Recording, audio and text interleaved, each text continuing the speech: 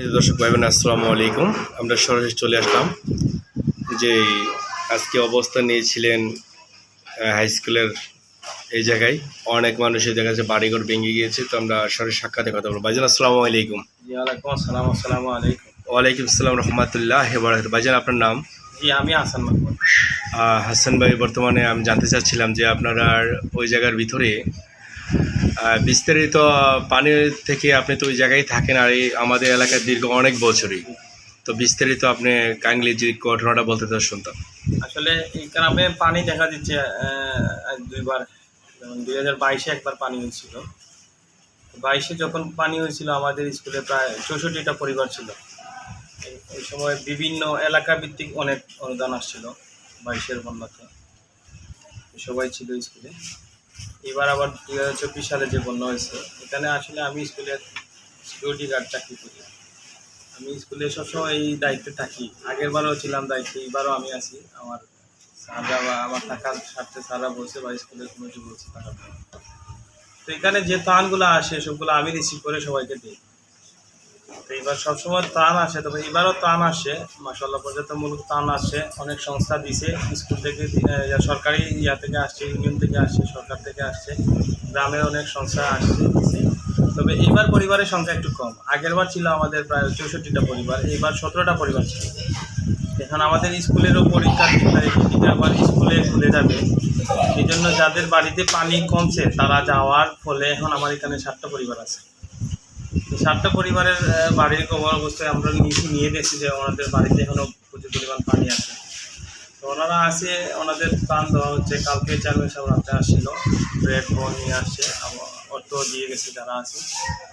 এরপরে আজকে হয়তো আরেকটা আসার কথা ছিল, এটা আসবে হয়তো গ্রাম ভিত্তিক অনেক। আপনারা সবাই জানেন যে নজিব আলী সাহেবের বাড়ি থেকে বড় একটা ত্রাণ দেওয়া হয়েছিল সারা গ্রাম।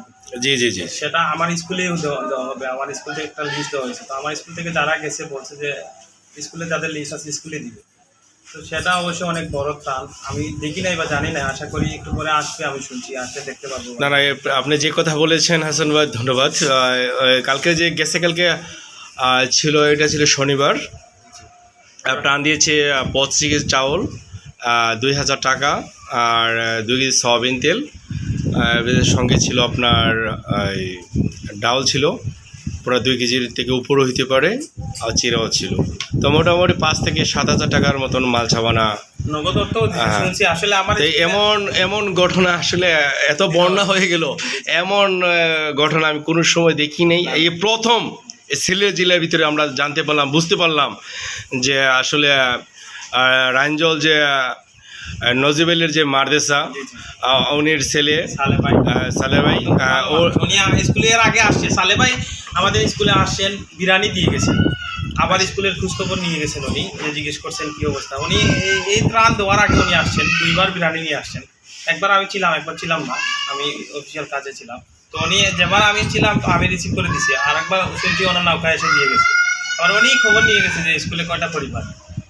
তো আসলে এই যে সালেবাইয়ের যে ত্রাণটা, আসলে এটা এলাকার, আমিও অনেকদিন আছি। একবার আসছিল প্রধানমন্ত্রীর উপহার, ঈদ উপহার 22-এর পর, কিছু অনেক বড় ছিল, সেটা হচ্ছে ডাবল বড়। এটা আসলে অনেক আছে, শুনছি আর কি। আসলে একটু পরে আমি ওটা দেখতে পাবো। হাসান ভাই, আমি একটা কথা না বলো আজকে পারতেছি না, যদি আপনারা আজকে সরাসরি টক শোর ভিতরে কথাটা হচ্ছে এক হিসাবে। যেমন আজকে আমরা নিজে যে অর্থ এলাকাটা, মানে ধরেন ইসলামপুর, কালীকৃষ্ণপুর, নুরজানপুর এলাকাটা ছোটো নয়, অনেক বড়, অনেক মানুষ।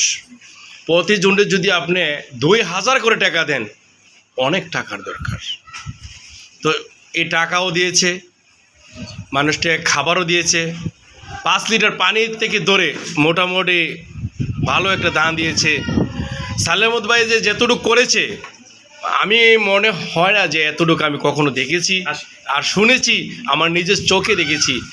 মানে এই ঘটনাটা শনিবারে সকাল 6টা থেকে আরম্ভ করছে, সন্ধ্যা মাগরিবের টাইমেও, নামাজের টাইমেও প্রাণ বিতরণ করে নামাজে গিয়ে দাঁড়াইছে। আচ্ছা, আমি আপনাকে আরেকটা কথা বলি।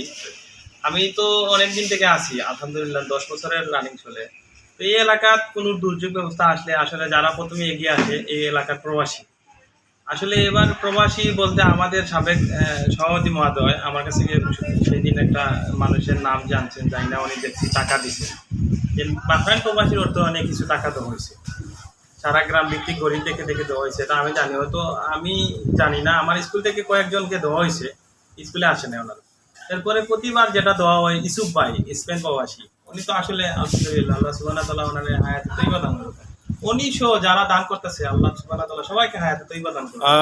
ইসুফ ভাইয়ের পক্ষ থেকে আমি বলতে চাচ্ছি যে ইসুফ ভাইয়ের পক্ষ থেকে প্রত্যেকবার কিন্তু ত্রাণ দেওয়া হয়, কিন্তু এইবার টাকা অর্থ নগদ টাকা 4 লাখ আমরা আমরা বলতে আমি জানি না কত টাকা, যত যে 400 পরিবার কিন্তু হয়েছে।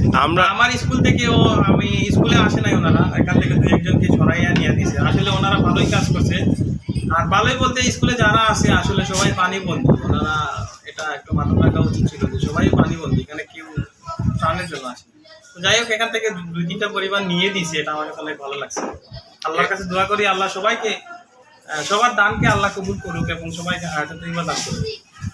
এর ভিতরেও আজকে যে কথাটা না বললেন ইসুফ ভাই প্রবাসী স্পেন্ট, তো উনিও আমরা জনগণের মুখে শুনেছি উনিও 4 লাখ টাকা বিতরণ করেছে। মাশাআল্লাহ, উনি যে আসলে অর্থ সম্পদ যেতটুকু আছে অতটুকু দান করেছে। তো আজকে যে প্রাণ দিয়েছে, যারা দিচ্ছে, আজকে যদি ইসুফ ভাইয়ের আব্বা বেঁচে থাকতো তো এত একটা আনন্দ পেত সবাই, সেটা বলা কোনো ভাষা নয়। তো উনি আমাদের ছেড়ে অনেক দূরে চলে গেছে, উনি আব্বার জন্য সবাই দোয়া করবেন। আর উনি যে যান ভালো থাকে, স্পেন প্রবাসী ভাই যে প্রাণ দিয়েছে কালকে 400 মানুষকে, শুকর আলহামদুলিল্লাহ। আর আপনার কথা শুনে খুবই ভালো লাগলো, আজকে যে সাক্ষাৎকার দিয়েছেন খুবই ভালো লাগলো। তো ভালো থাকুন, সাগর মাল্টিমিডিয়া পাশাপাশি। আসসালামু আলাইকুম। আসসালামু আলাইকুম।